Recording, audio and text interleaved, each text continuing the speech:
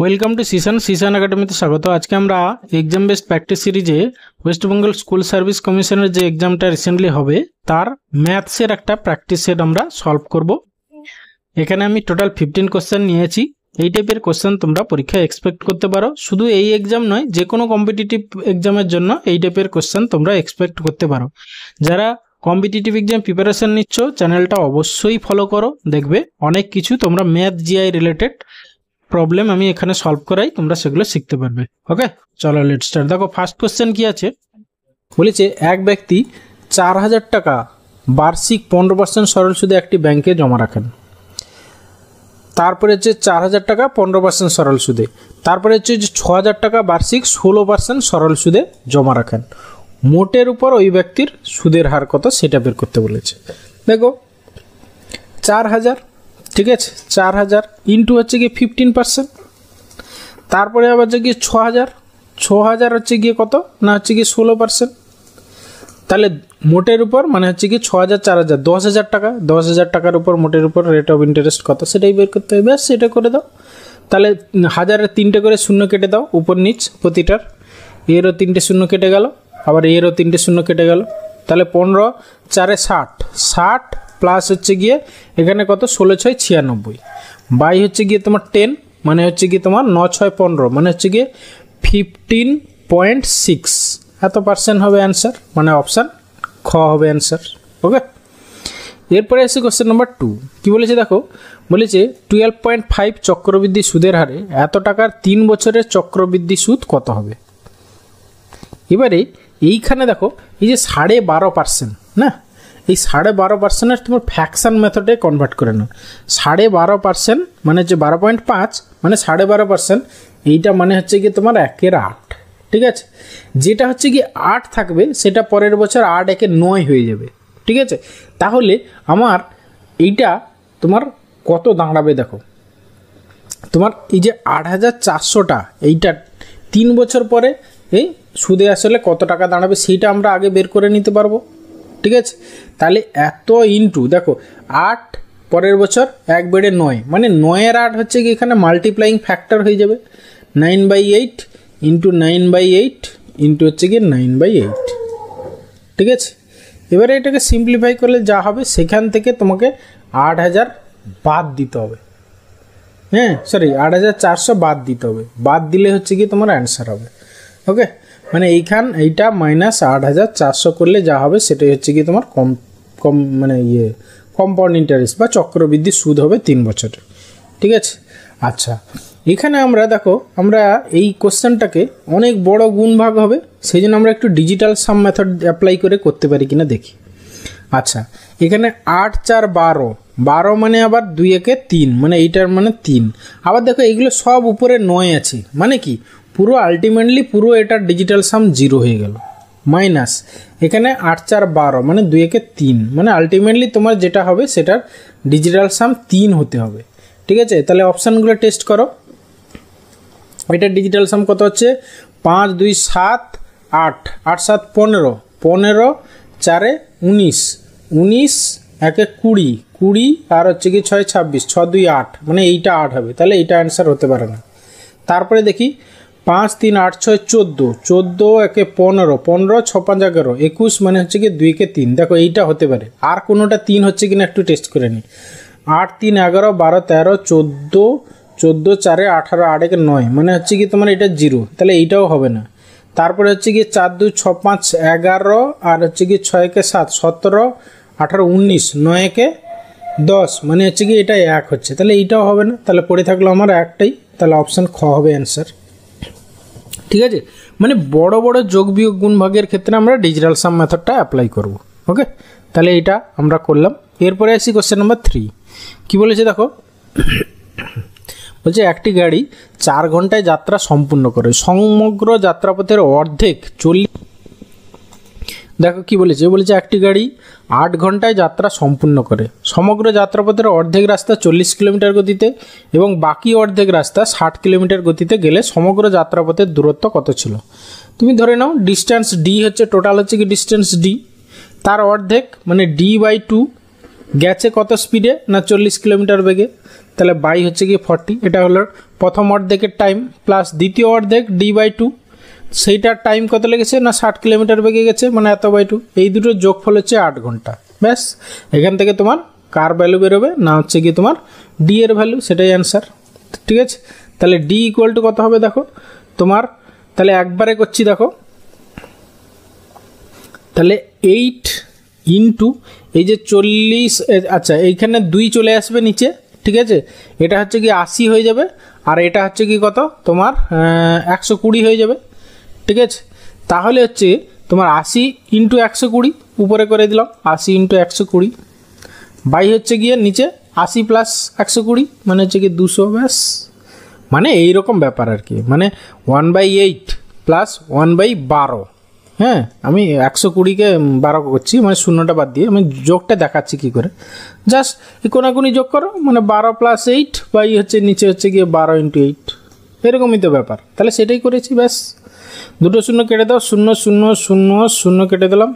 ঠিক আছে, তাহলে হচ্ছে গিয়ে 2 6 12 28 64 ইন্টু 6 করলে কত হবে, 6 4 24, ইউনিট ডিজিট 4 হবে, মানে অপশান খ হচ্ছে অ্যান্সার। ওকে, এরপরে এসে কোশ্চেন নাম্বার 4। দেখো, যারা আমার রেগুলার ক্লাস ফলো করো তারা এই অঙ্কটা অবশ্যই তাড়াতাড়ি করে ফেলতে পারবে। বলেছে যদি 4 জন লোক অথবা 4 জন মহিলা 60 দিনে একটি কাজ করে, তাহলে 8 জন লোক এবং 7 জন মহিলা কত দিনে কাজটি শেষ করবে। জাস্ট এই টাইপের কোশ্চেনের অ্যান্সার কী হবে না ইকুয়াল টু গিভেন টাইম। ঠিক আছে, যে টাইমটা দেওয়া আছে গিভেন টাইম বাই হচ্ছে গিয়ে and data by or data. ঠিক আছে, এন্ড বাই ওয়ার লিখে দিচ্ছে শর্টে, প্লাস এন্ড বাই হচ্ছে ওয়ার, এরকম করে চলতে থাকবে আর কি। মানে যতগুলো দেওয়া থাকবে লোক, মহিলা, বালক এরকম যদি দেওয়া থাকে আরও, তাহলে আরও এরকম যোগ হতে হতে থাকবে। তাহলে এখানে গিভেন টাইম মাত্র 60 ডে দেওয়া আছে, তাহলে উপরে হচ্ছে 60 বাই হচ্ছে প্রথমে হচ্ছে ম্যানের ক্ষেত্রে অ্যান্ড ডাটা কত। দেখো অ্যান্ড ডাটা ওয়ার ডাটা বলছি কেন, এখানে দেখো অথবা, অথবা মানে ওয়ার, আর এইখানে দেখো এবং দিয়ে দেওয়া আছে, প্রথমটা অথবা দিয়ে দেওয়া আছে, এটা এবং দিয়ে দেওয়া আছে। হ্যাঁ, তাহলে কিন্তু এই ফর্মুলাটা অ্যাপ্লাই হবে, আদারওয়াইজ হবে না কিন্তু। এখানেও এবং এখানেও এবং দিলে তাহলে সেটা এইভাবে করা যাবে না, মনে রাখবে কিন্তু। ঠিক আছে, তাহলে এখানে ম্যানের ক্ষেত্রে তোমার প্রথমে অ্যান্ড ডাটা কত না হচ্ছে কি দেখো 8 জন লোক ছিল, তাহলে 8 বাই হচ্ছে ওয়ার ডাটা ম্যানের ক্ষেত্রে কত 4 জন, তাহলে 8/4 প্লাস তোমার মহিলাদের ক্ষেত্রে দেখো অ্যান্ড ডাটা 7 জন, আর হচ্ছে ওয়ার ডাটা কত মহিলাদের ক্ষেত্রে 4। ব্যাস, এটাকে সিম্পলিফাই করো, যা হবে অ্যান্সার। তাহলে 16 আমরা কাটাকাটি করছি না, 4টাকে উপরে নিয়ে নিচ্ছি লসাগু, আর নিচে হচ্ছে দেখো 8 7 15। ঠিক আছে, তাহলে 15 4 60 4 4 16, মানে 16 ডে লাগবে টাইম, মানে অপশান এ অ্যান্সার। ওকে, এরপরে আছে কোশ্চেন নাম্বার 5। দেখো বলেছে এত এর বর্গমূল কত হবে, বর্গমূল বের করতে বলেছে। জাস্ট দেখো আমাদের এর বর্গমূল 6-এর বর্গমূল, বা আমরা কি এই যে অপশানগুলো দেওয়া আছে এইগুলোর বর্গ করলেই এটা পাবো। ঠিক আছে, আচ্ছা আমরা অপশান টেস্ট করি, আমরা ইউনিট ডিজিটগুলো খেয়াল করি। 4 4 16, হ্যাঁ 6 হতে পারে, 6 6 36, হ্যাঁ 6 হতে পারে। দেখো 2 দিয়ে 4, এক্ষেত্রে ইউনিট ডিজিট বর্গ করলে কি হবে 4 হবে, তাহলে এইটা হতে পারে না। আমাদের তো এখানে 6 আছে, এখানে দেখো 28 64, এটাও 4, তাহলে এখানে তো তোমার 6 আছে, তাহলে অপশান ডিও হতে পারে না। তাহলে পড়ে থাকলো আমার এইটা। এবারে আমরা কি করব না জাস্ট এখানে দেখবো এই যে বর্গমূল, মানে আমরা এই দুটো নাম্বার বাদ চলে গেল, পড়ে থাকলো 207। এই 207-এর থেকে ছোট বর্গ সংখ্যা কি সেটা দেখবো। দেখো 13 স্কোয়ার 169, 14 স্কোয়ার হচ্ছে 196। ঠিক আছে, তাহলে এইখানে মানে আমরা ইউনিট ডিজিট বাদে এদিকে যে ডিজিট দুটো হবে সেটা হবে গিয়ে 14, তাহলে এটা 0.144 হবে আমাদের অ্যান্সার, মানে অপশান এ অ্যান্সার। ওকে, এরপরে এসে কোশ্চেন নাম্বার 6। বলেছে এক বিক্রেতা 5% লাভে একটি রেডিও বিক্রি করেন। বলছে আরও 24 টাকা বেশি মূল্যে রেডিওটি বিক্রি করলে 8% লাভ হতো। ঠিক আছে, তাহলে রেডিওটির ক্রয় মূল্য কত।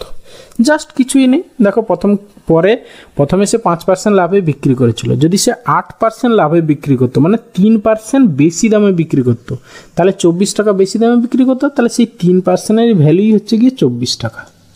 ওকে, এবার ক্রয় মূল্য মানে 100%, তাহলে 100%-এর ভ্যালু কত যা হবে সেটাই অ্যান্সার। ওকে, 3% 24 মানে 3 ইন্টু কত করলে 24, 3 ইন্টু 8, তাহলে রেডিওটার ক্রয় মূল্য 100 ইন্টু 8 মানে 800 টাকা হবে গিয়ে রেডিওটার ক্রয় মূল্য, মানে অপশান ডি অ্যান্সার। ওকে, বলেছে এর বেতন বি এর থেকে 20% বেশি, বি এর বেতন এর থেকে শতকরা কত কম, মানে হচ্ছে কি 20% বেশি মানে সেইটা কত পার্সেন্ট কম আর কি।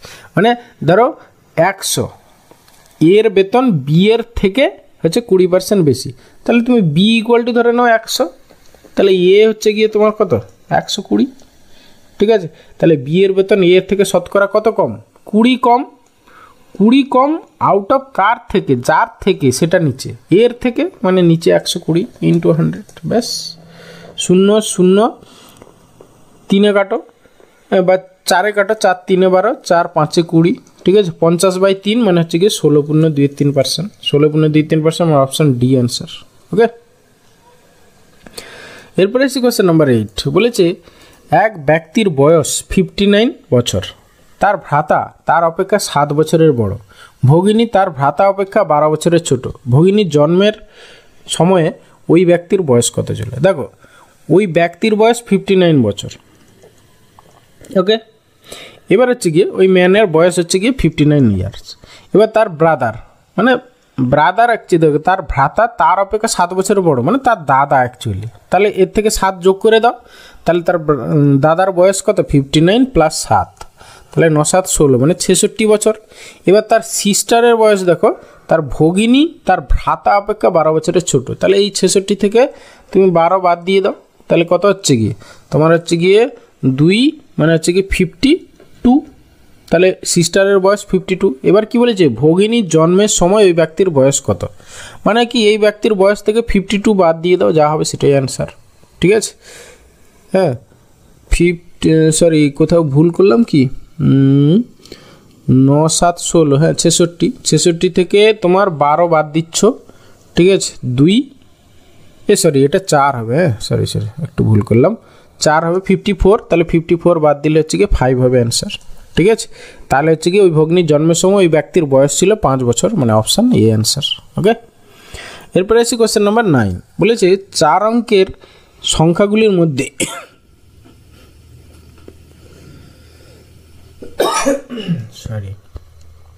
যেগুলি 34 দ্বারা বিভাজ্য সেগুলির মধ্যে গরিষ্ঠ সংখ্যা কত, মানে হচ্ছে কি 4 অঙ্কের বৃহত্তম সংখ্যা যেটা 34 দ্বারা বিভাজ্য সেটাই হচ্ছে গিয়ে কী হবে, সেটা হচ্ছে তোমার অ্যান্সার। তাহলে তোমার হচ্ছে গিয়ে 4 অঙ্কের বৃহত্তম সংখ্যা মানে 4টে 9, তুমি তাকে 34 দিয়ে ভাগ করো যা হবে, হ্যাঁ।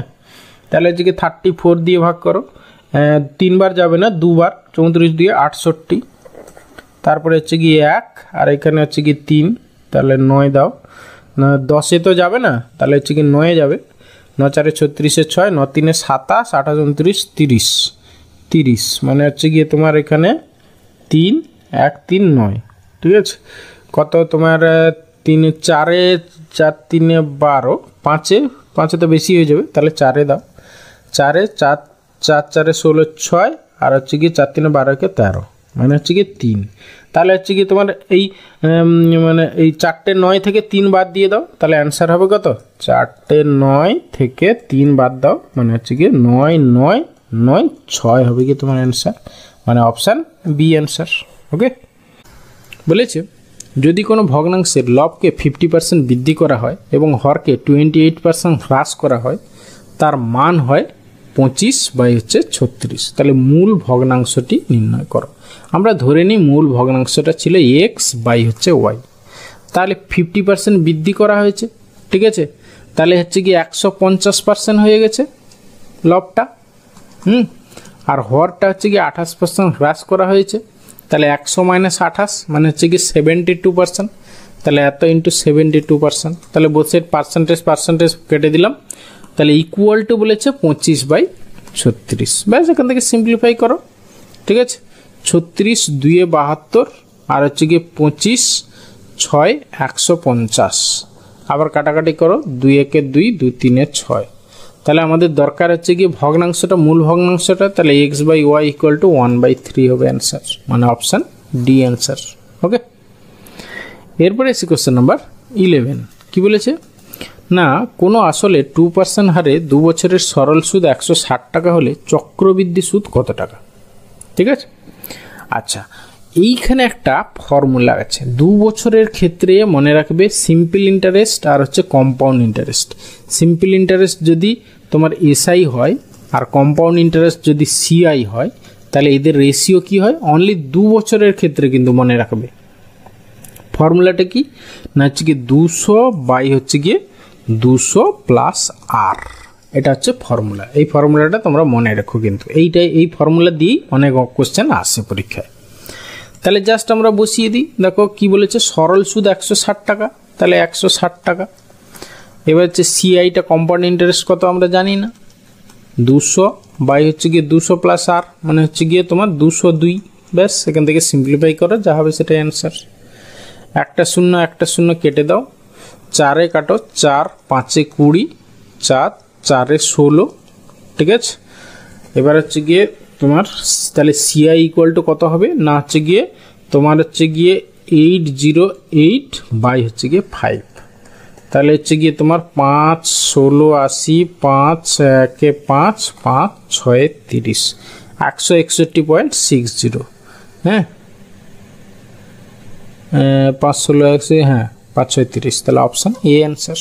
ওকে, এরপরে আছে কোশ্চেন নাম্বার 12। কি বলেছে এক ব্যক্তির বেতন 20% বৃদ্ধি পেল, ওই ব্যক্তিকে পূর্বের বেতন দিতে হলে বর্তমানে বৃদ্ধিপ্রাপ্ত বেতনের শতকরা কত হ্রাস করতে হবে। মানে কি কোনো জিনিস ধরো X% বেড়ে গেল, তাকে আবার পুনরায় সেম জায়গায় ফিরিয়ে আনতে কত পার্সেন্ট তাকে কমাতে হবে জাস্ট।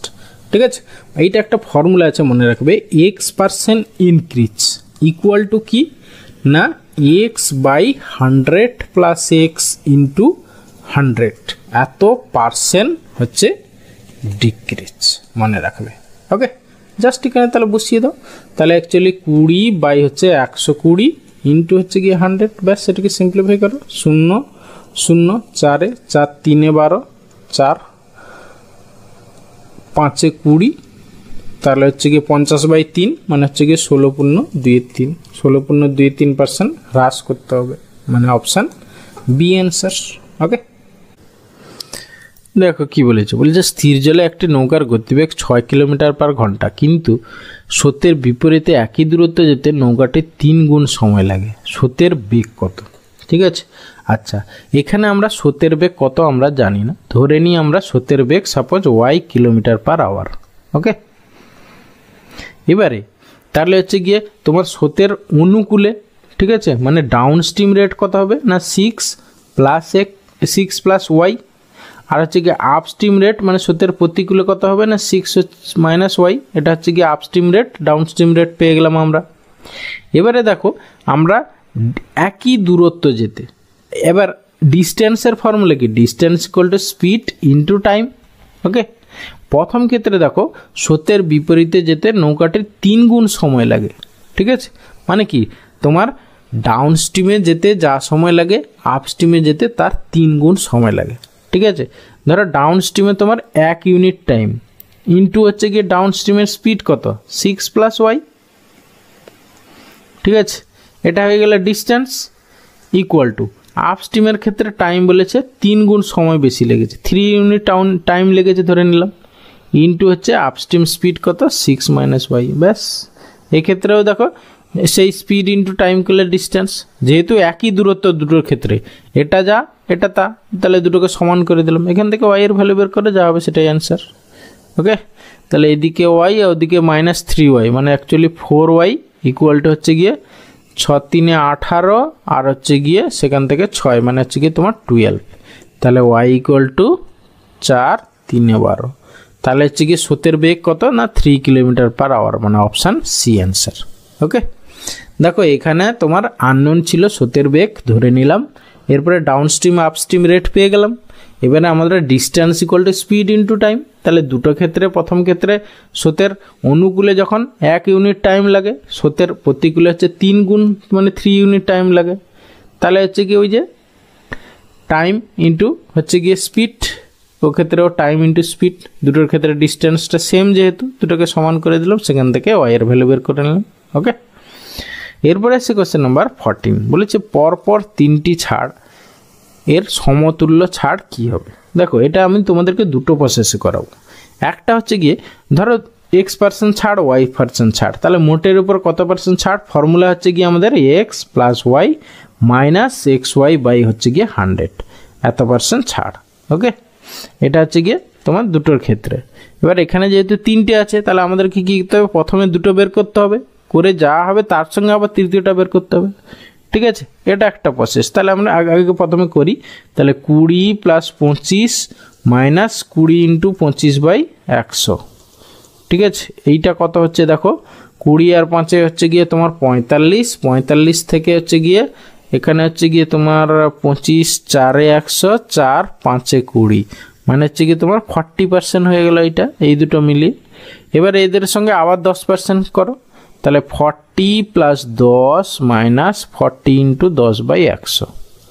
ওকে, তাহলে এখান থেকে 4 আসছে, তাহলে হচ্ছে গিয়ে তোমার 50 থেকে 4 গেলে 46% হবে গিয়ে আমাদের সমতুল্য ছাড়, মানে অপশান বি হবে অ্যান্সার। ওকে, এটা একটা প্রসেস। আর একটা প্রসেস কি না, প্রথমে ধরো সাপোজ আমার যে কোনো একটা জিনিস 100 ইউনিট ছিল, প্রথমে 20% ছাড় দিলাম, মানে সেটা হচ্ছে গিয়ে 80/100 হয়ে গেল। তারপরে আবার 25% ছাড় দিলাম, তাহলে হচ্ছে গিয়ে 75/100 হয়ে গেল। ইন্টু আবার হচ্ছে গিয়ে তোমার 10% ছাড় দিলাম, মানে হচ্ছে গিয়ে 90/100 হয়ে গেল। ওকে, এইখান থেকে সিম্পলিফাই করে দেখি যে 100টা গিয়ে কোথায় দাঁড়িয়েছে। ঠিক আছে, তাহলে এইখানে দেখো একটা 100 কেটে গেল, আর দুটো শূন্য, এর একটা শূন্য, এর একটা শূন্য কেটে গেল। 25 দিয়ে কাটো, 25 × 3 = 75, 25 × 4 = 100, 4 × 2 = 8, তাহলে হচ্ছে গিয়ে তোমার 9 × 3 = 27, 2 = 54, মানে 54-এ দাঁড়িয়েছে।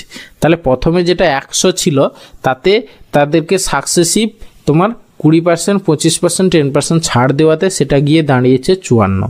তাহলে ছাড় কতটা, ছাড় কত পার্সেন্ট টোটাল ছাড় দেওয়া হয়েছে না, 100 মাইনাস হচ্ছে গিয়ে 54 ইকুয়াল টু হচ্ছে গিয়ে 46% ছাড় দেওয়া হয়েছে, মানে অপশান বি অ্যান্সার। ওকে, এটা একটা প্রসেস। তোমাদের যেই প্রসেস ভালো লাগে তোমরা সেই প্রসেসই করো। ওকে, এরপরে আসি কোশ্চেন নাম্বার 15, বলেছে কোন বৃহত্তম সংখ্যা দ্বারা এত এতকে ভাগ করলে যথাক্রমে 6 এবং 5 ভাগশেষ থাকবে।